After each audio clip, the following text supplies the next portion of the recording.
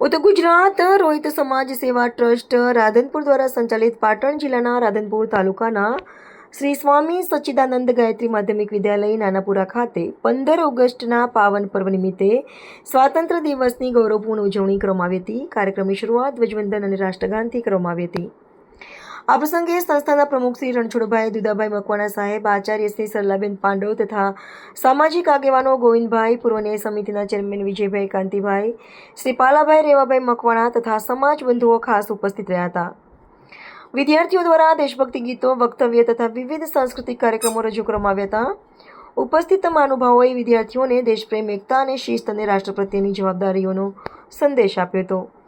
સમગ્ર કાર્યક્રમ ઉત્સાહ, આનંદ અને દેશભક્તિના માહોલમાં સંપન્ન થયો। 80મો પ્રજાસત્તાક દિન ઉજવવામાં આવ્યો હતો।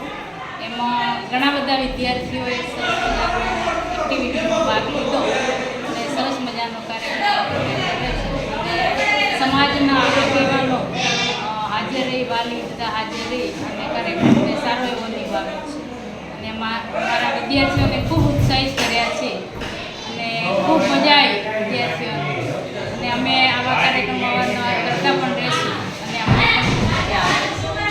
उत्तर गुजरात रोहित समाज सेवा ट्रस्ट राधनपुर बाड़िया बस स्टेशन की सामने मौजे नानापुरा आज रोज श्री स्वामी सच्चिदानंद गायत्री विद्यालय स्कूल में 15મી ઓગસ્ટ कार्यक्रम योजायो।